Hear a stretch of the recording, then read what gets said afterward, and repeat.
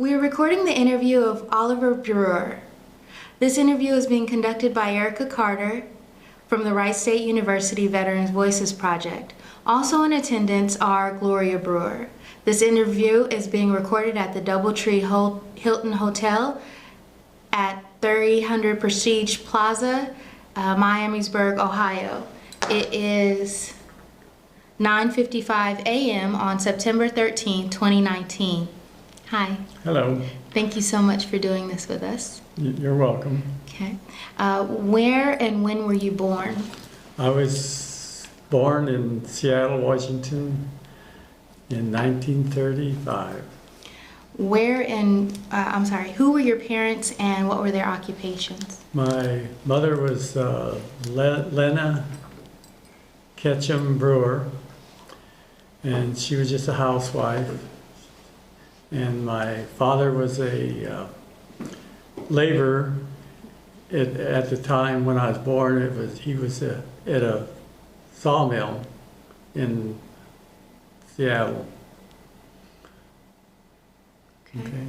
You can never be just a housewife. I want to put that out there. Well, she was going to be a teacher, but she never made it. She had too many children. Okay, so that's my next question. Do you have any brothers or sisters? Yes, I have 2 brothers and three sisters. No, wait, 1, 2, 3.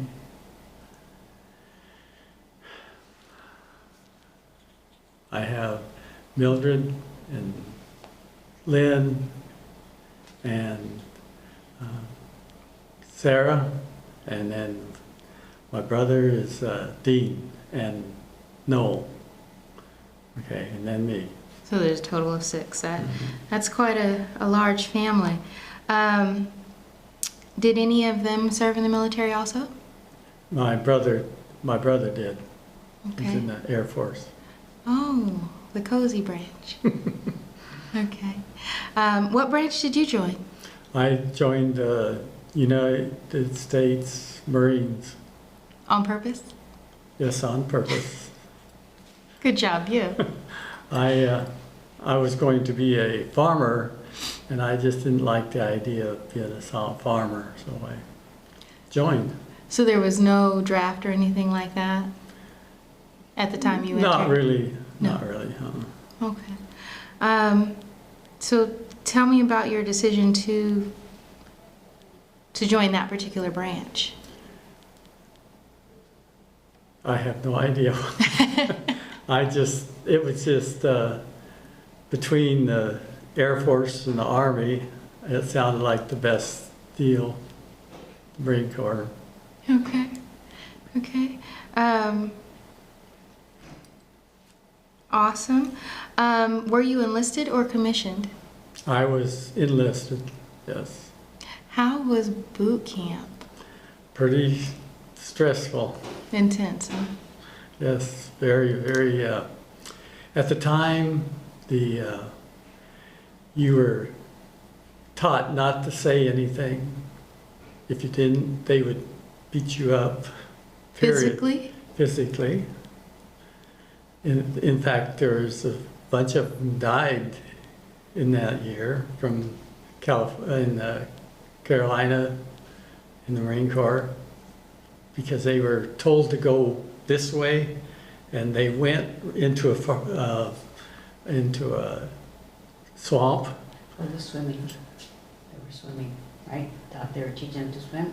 No, it was just walking through the forest, and they went through into the water, and they were gone. They didn't know how to swim? Probably not. Were you in that group? No, no. Oh. I cannot imagine being the parent of those troops. Yeah. Okay. Were there any particular drill sergeants that you remember? They were very mean. You did what you were told, or they would slap you down. This is the Marine Corps. What year was this? 1954. And you made it, so congratulations. Yeah. I mean, I was in the Army before the softer, gentler Army started, so it was a little bit, but they weren't putting their hands on me like that's. Yeah. Oh my goodness. Okay, I cannot imagine. So after you did your training, what was your job? I was I went to school in San Diego to become a radio telegraph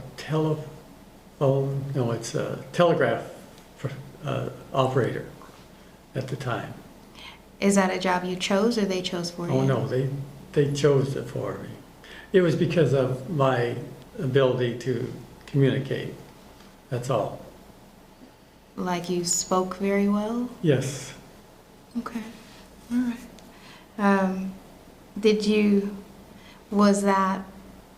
Was there any particular reason why, like your mother wanting to be a teacher and so she made sure, or I don't know for sure. your like schooling was actually like you went to a prestigious school, or like I was in speech and debate, so. No, at the time at that time at high school, well, junior high, I was flunking, period.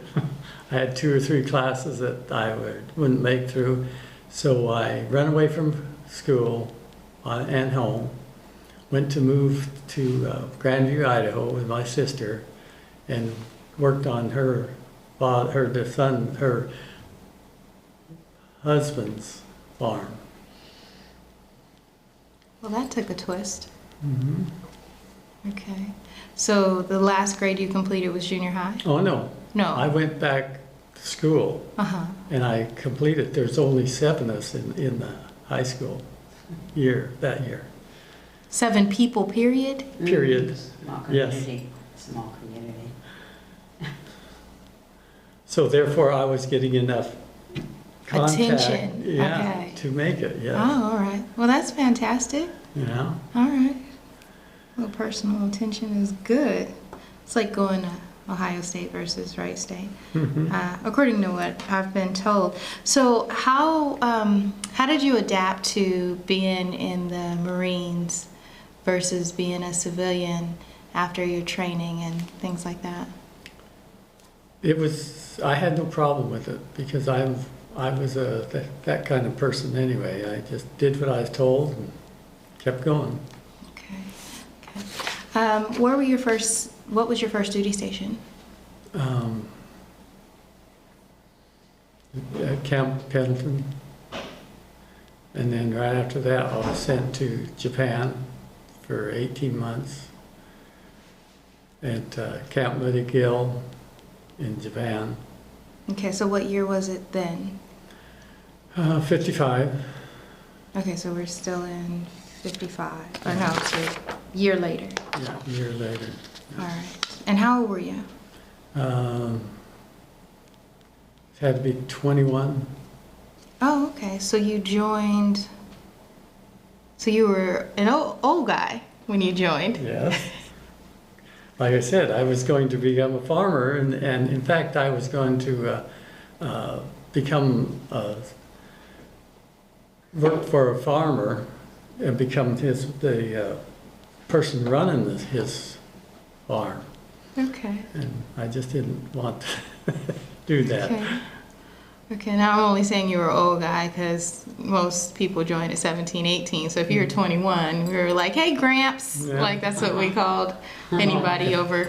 Right. We had somebody that was 27 in our basic training, and oh, did we give him the stuff. But I didn't. I thought it was cool. He was changing his life, but oh, the other guys.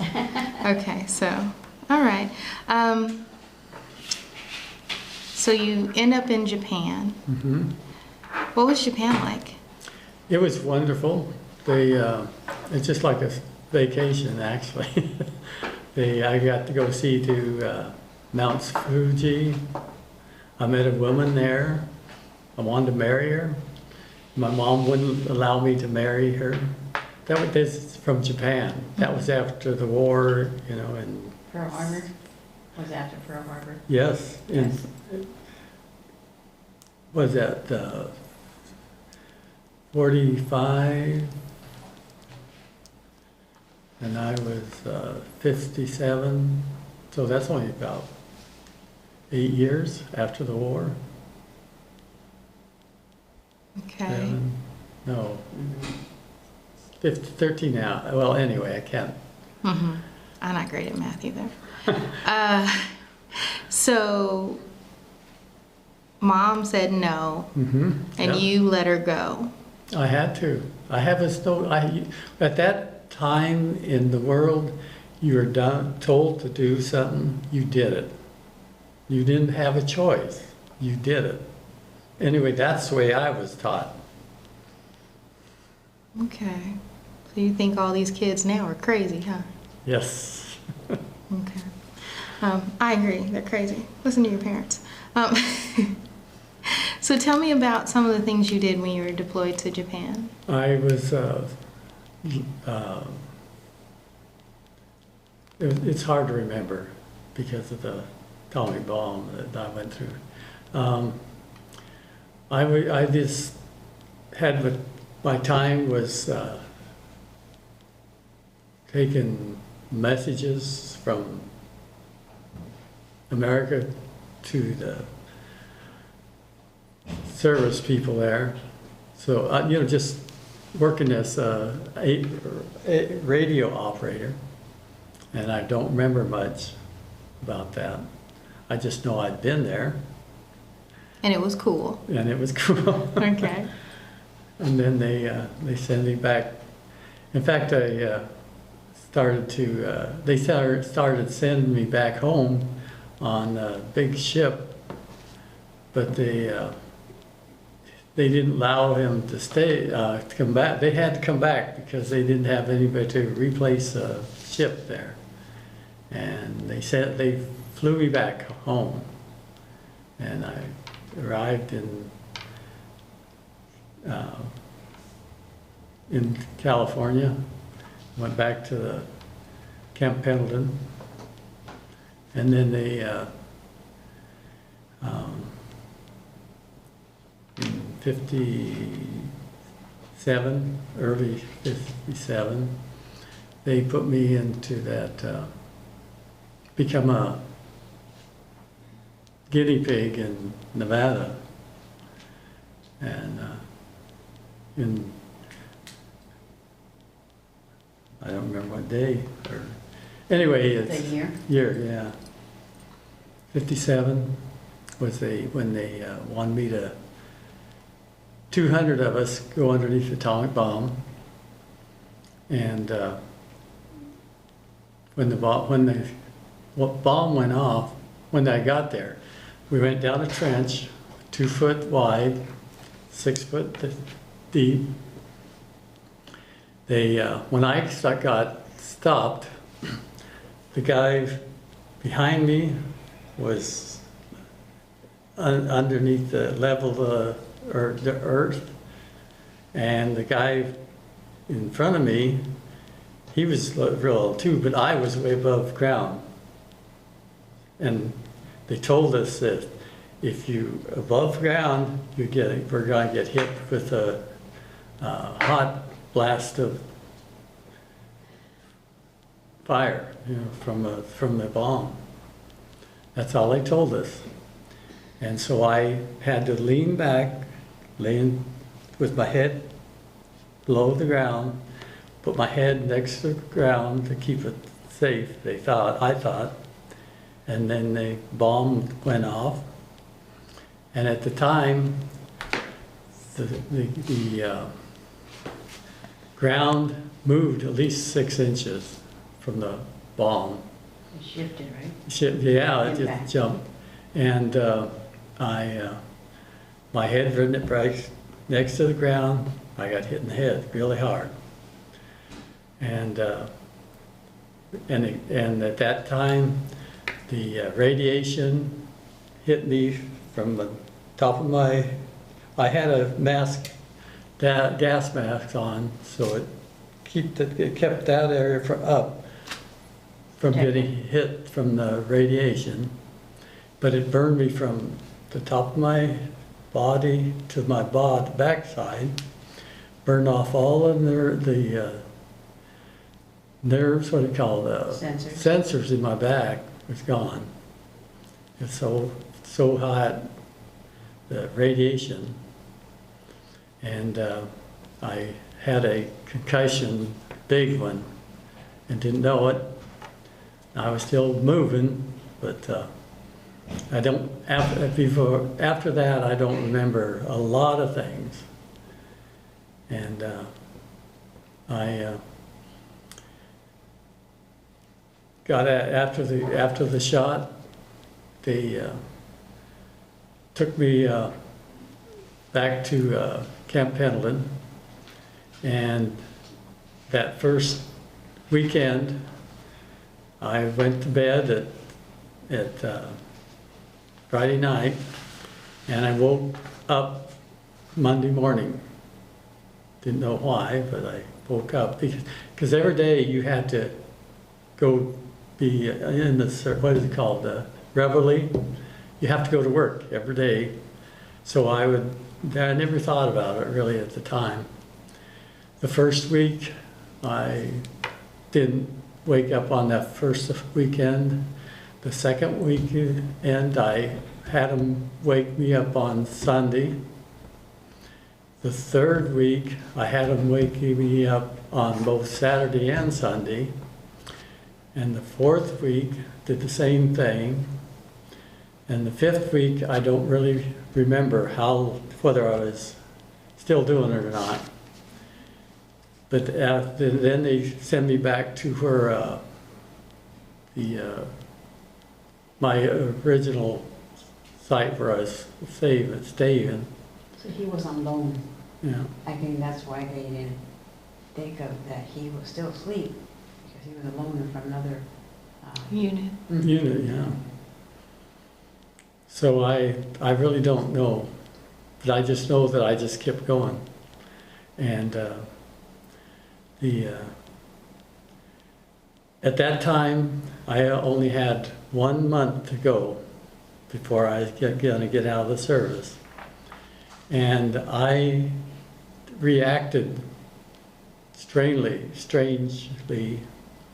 and didn't know it, because I was talking with, at nighttime, the PFCs were being rowdy, and they wanted, you can't see who they were, but you could hear them because their voice, they knew which it was. But anyway, one of the corporals there, he got mad at him, and he was gonna have him taken out of the service completely. There's about 15 of them. And I told him, no, you won't do that. And the staff sergeant got really mad at me, took away my my sergeant's badge, sergeant's stripes. He took them away. I never got them. And they made me taking care of them 15 guys. I was in charge of them for that 2 weeks.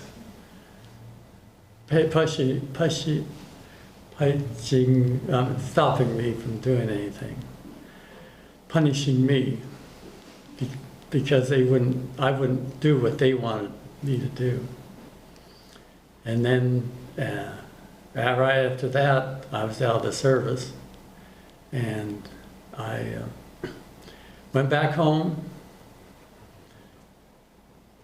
worked at PIE for a year, a year, yes. Before we move on, I have quite a few questions about the atomic situation. Okay. Okay. Were you wearing a Kevlar with your gas mask? I don't know. Don't remember. Okay. Why were you above ground? Because the trench was to build, they used a ditch witch to make the trench.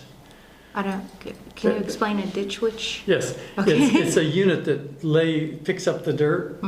Well, Just out of a ditch. when they service it, they have to take it up and put the oil in it and everything.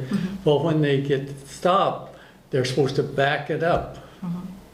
And they didn't do that. Where he was at. We're at. So there's dirt right in that one area. So I was clear above the ground. So it wasn't that deep then. So there were other service members or corpsmen. There were other corpsmen above ground too? Or No, just me, yours? Just me. Yeah. Because the earth, it spoke, it was, Okay. anyway, Okay. it was higher. So it's not because you're tall? No, it was No. because the dirt was there. It wasn't clear. It wasn't Okay. deep enough. Okay. And you're a go-along kind of guy. You didn't want to complain. Yeah. You guys weren't given shovels? Like when we would go No. out No. as Yeah. soldiers, we were given shovels. No. So I'd have been digging. In fact, the trench caved in with that. There was guys that were buried. They had to dig themselves out with their hands. I didn't know that. One of them is here now on this. Do you think that would have been better for you? What would have been better is why didn't somebody check the thing first? You know? Somebody should have walked through that whole thing to see if it was all level. Do you think now, like when they said, oh, you're going to go, when they put you on loan to another unit, did you think, man, you're crazy? No, I was told to do. That's what I do. So I'm following orders. Okay. So you mentioned your nerve endings were gone. Right. Can you feel anything now? No, I can't. It's actually, I can take a pencil and run it through my arm. So it's not just your back then? No, my You whole could- body from here to here. So if you break something, can you feel that? No, I broke my hip. His femur, in more places in Idaho, I was already married to him. His bone was protruding. He was out on the outside cleaning the side of the Gutters? house. Yes. Yeah. Uh-huh. And he was on a wooden ladder and he missed a step. He fell, he broke it in 4 places. The paramedics came and it was almost going through the skin, the bone. He said, sir, don't move, you just broke your leg. And he was just laughing, like, really? No pain. And they put him on traction that night, a 5-pound traction to keep his legs straight because the orthopedic doctor wasn't available until the next day. And he was fine, girl. I was like, oh my God, I would have killed the pain, right? They put 14 pins and a rod in his leg. And it healed, so they took it out eventually after, I think, 2 years. Yeah. And because of the rod, it would make me stumble. So I told him, no, you got to take that out of there because it's not good for me. So that was the complaint. So you're like a bionic corpsman now. Yes, yes, exactly. And I didn't really realize how bad the radiation, the hit in the head was, because I had no feelings either. Mentally, I don't know, didn't know how to communicate with people then. I didn't know that people got upset at me, and I said, oh, well. But I was conscious of who people are, and I was a kind person anyway. And so I had to learn how to communicate, let people communicate with and through me. But it took 2 wives to learn that. This was the 3rd one. Happy to have you. Were the other corpsmen around you okay after the blast? Yes, they were, except the ones that were caught underneath the dirt. So they were not okay, No, because they had to dig themselves out of the dirt. and the dirt was contaminated. No, No, could they? When the bomb went off, the radiation flowed over the area. That was at the time of the bomb. And then there's no radiation left because it's a gamma is a one-time thing. It's there and it's gone. So it don't affect you after that. But I was going to mention too, he said that when he had his eyes closed when that what was happening, he could see his bones. Through my, with my eyes like this, I could see the light from the bomb was so bright.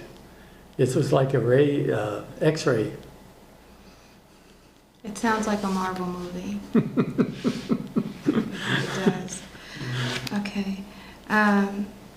Did they give you any other clothing to wear? Was it just your standard uniform? Standards, yes. No.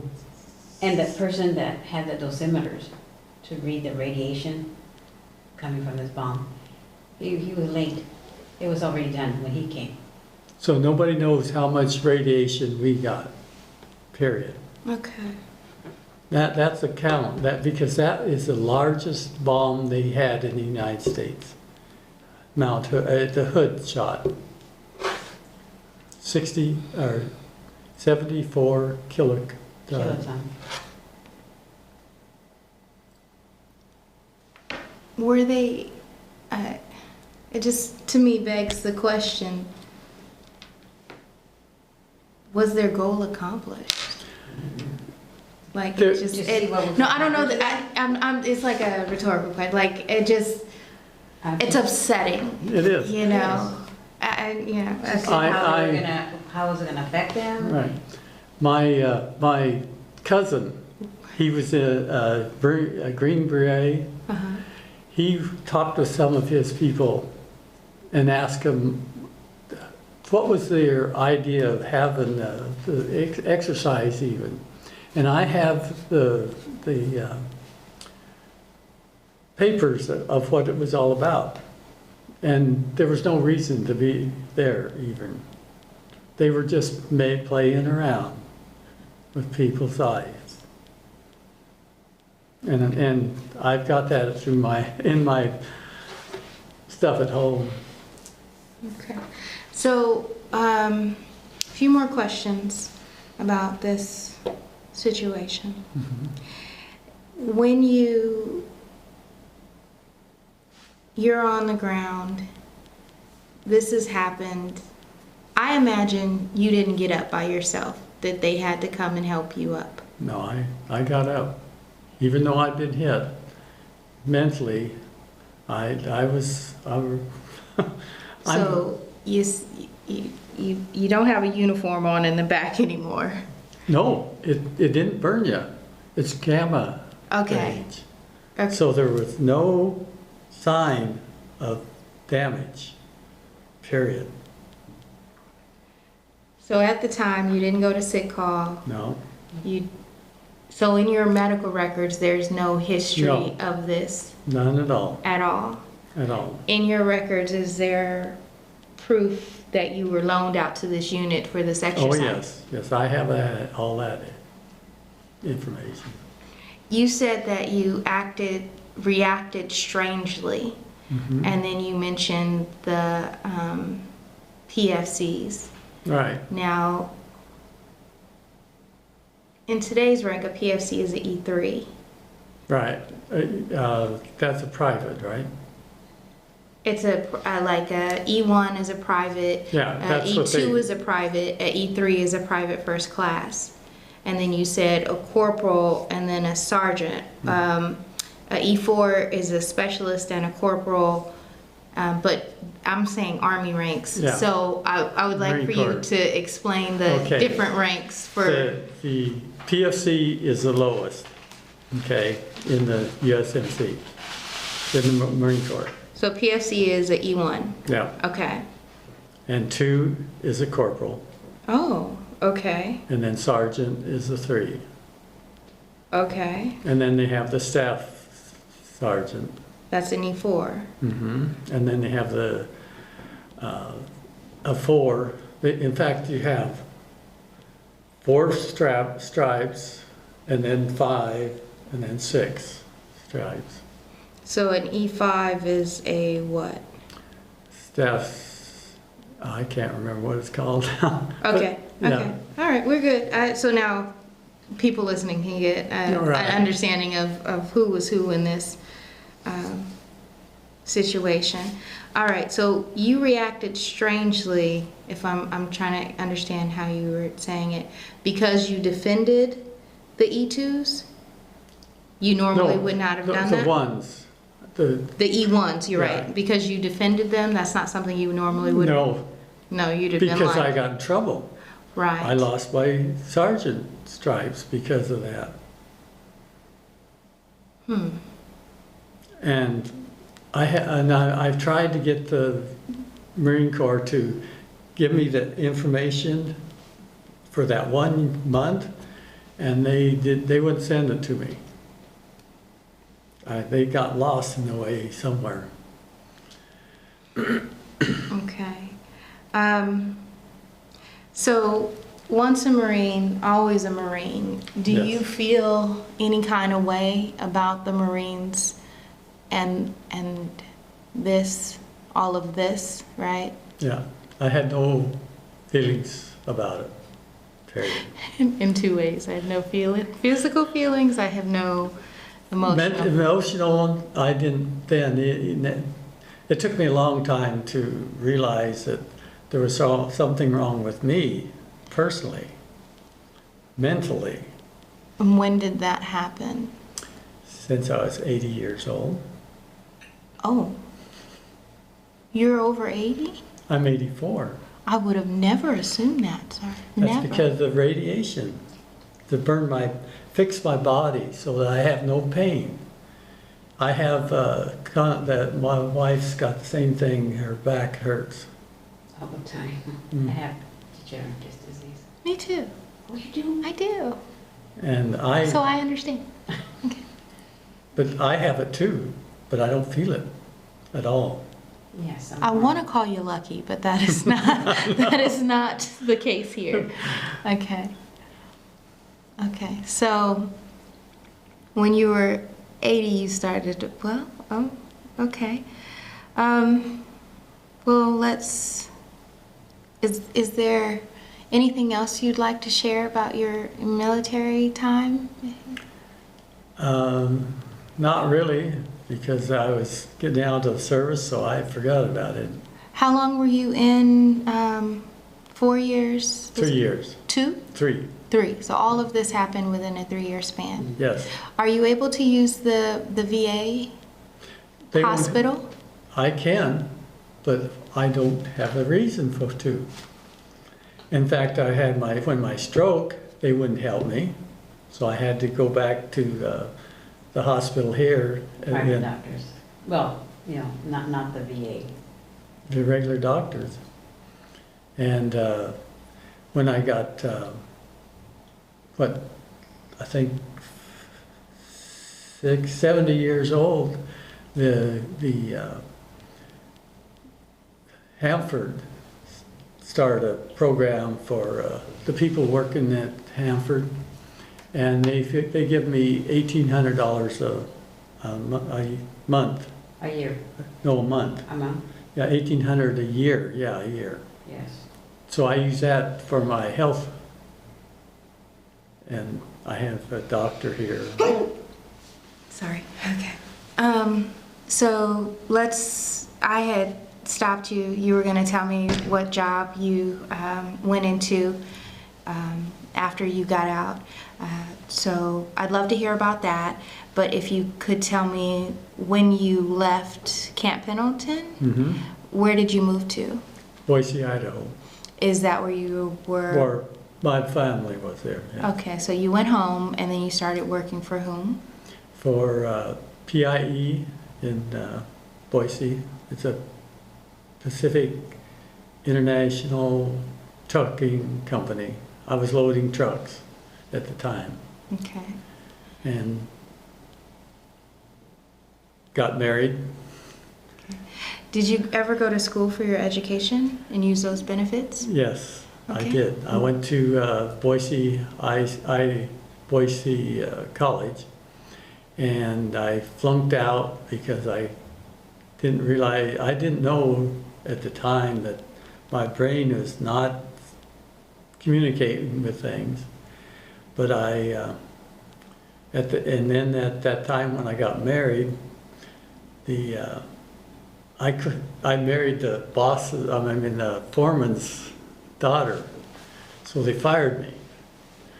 So I had to do something. I went to stay to Boise there, and the VA there, it wasn't the VA, it was a service person that takes care of things.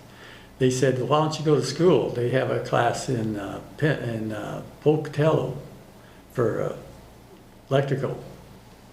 And so I went 3 years there and passed 36 of 37 people, last in the class.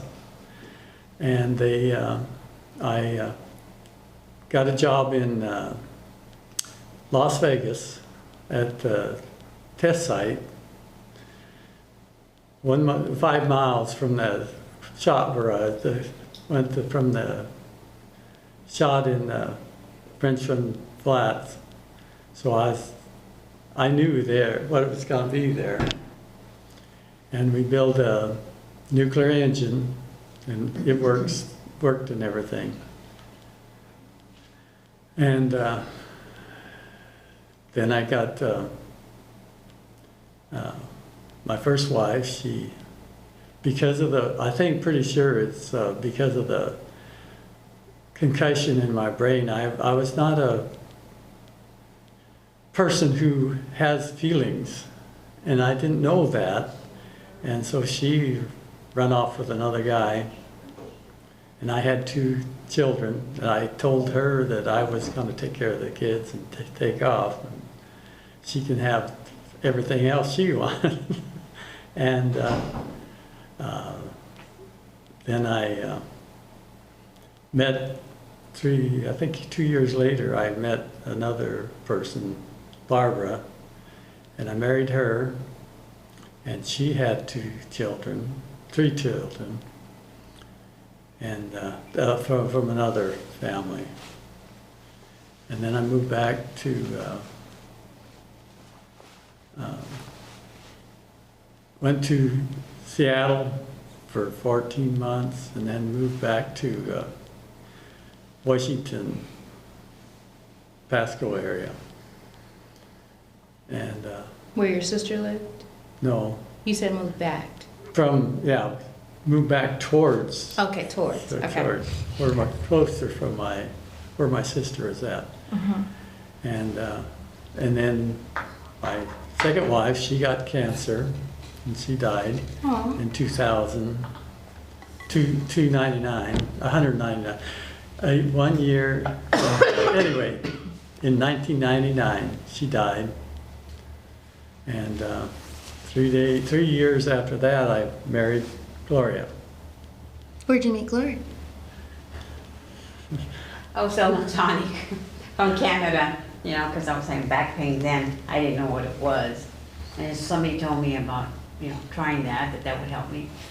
And I tried, and it made me feel better, but of course now I know what I have. But then somebody sent him to go see if he can buy some, because he said he wasn't feeling, he wanted to try something to make him feel better, and he did. And then I think this the second time I met him, I says, give it to your wife, she'll like it too, because I know he lived out in the outskirts of the city. And he says, well, I don't have a wife, she died of cancer 3 years ago. Oh, that's too bad. Anyway, I left at that. The third time he came, then he asked me if I wanted to marry him. Yeah, I just did. Yeah. I assume you went on a date first. No. No? No. Incredible as it is, no. No. Mm-mm. There's something about him, he looks so kind, just a kind person, and he is. But I noticed the deficiency in him. It's almost like he has no emotions. He's like, to me, like a robot. He just goes, and he doesn't interact with people. And to me, that's strange, because even though most men are similar like that, but he is extremely yeah. And that's why I know something's wrong with him. And then now, I think it's probably because when he was in the atomic bomb blast, the trauma he had with his brain. And you just love him through it. Yeah, 'cause he's a kind man. He treats me really kind, and I appreciate that about him. But ever since he had the stroke, he has other cognitive problems. That'll do it to you. Yeah. Okay. It did. So, do you have any other children, or just the two? No, I have 2 children. And then she's got, Barbara had 2 children that were not, I don't even talk with them because they are not people who we want to talk to. And then Gloria's got 4 kids herself. Okay, so grandbabies? We got one with us right now at home. Okay. He's 2.5. Oh my. Yeah. All right, the exciting years. Yeah, it is. Oh, he keeps us going. I hear they make you young again. Yeah. Okay. All right. So, you've remained in contact with some fellow veterans? Yes, I have. All right. I'm trying to get the VA to acknowledge the fact that I had a concussion, that I've been burned with radiation, but they will not honor it at all. They tell me that I am perfectly fit. In fact, they told me that they give me a test to see how smart I was. I have 140 IQ. That's what they told me. Of course, I can't use it because my brain is damaged, but it's in there. I think that was before his stroke. And Yeah. now you can. Yeah, now it's deficiency. bad, I mean, yeah. He used to be, I don't know, he forgot to mention that he used to be a speed reader before this testing. After it happened, he loves reading, but it's not like he used to. Yeah. Okay. Have you been able to get civilian doctors to verify? No, They don't want they don't want to get involved. Because when I say that I want help from the VA or the government, they said, well, we can't help you. That's it. Well, don't lead with that. Have you tried that? Well, I'm 84, and I just got some information from this group here. Okay. That's why we came too. Yeah. So tell me about this group. They're the Atomic Veterans. They have a newsletter, which I have not subscribed to. I did for a while, but I didn't think that they would help either. But apparently they're pushing more than the others are. They told me that I should be able to get something because of that now. So, but that is still up for grabs too. It's until I can see them or can get something done. The only way I could possibly help myself is to get a lawyer, which I tried to do. The lawyers will not help you either because it's been too long. And they don't want to take the time with my problem. So I'm lost. I can't, nobody will help. Period. Nobody. I'm terribly sorry about that. I am too. But hopefully, or maybe getting your story out there will spark some interest and we can find a way, or someone will find a way to. Well, they're starting now to, I found out, well, in fact, because of the fact that I work with the industry of electronic stuff.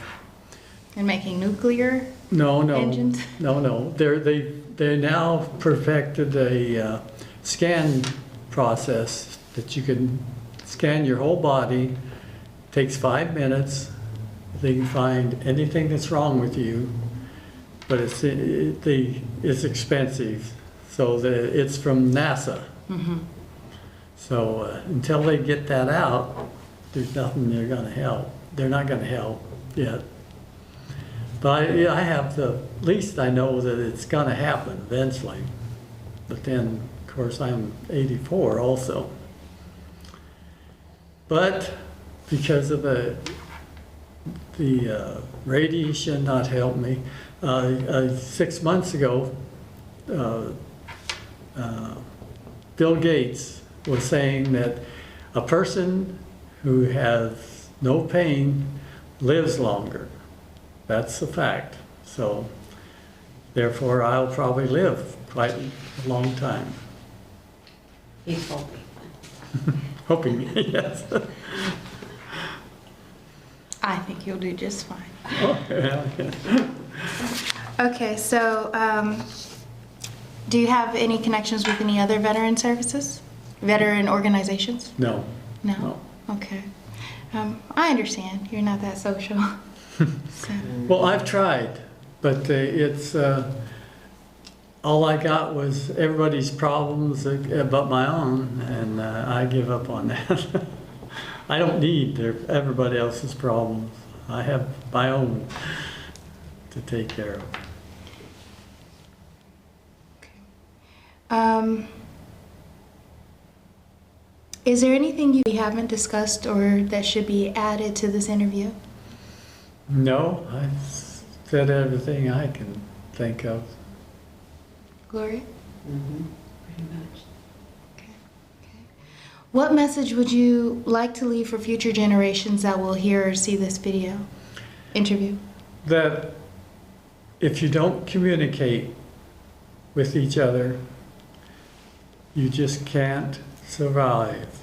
You're gonna lose everything. That's what living is about. Communication from each other. That is it right there. Because if you don't communicate, the world's going to go away. Okay. That concludes our interview with Oliver Brewer. Thank you so much for your time today, and thank you for your military service. Thank you.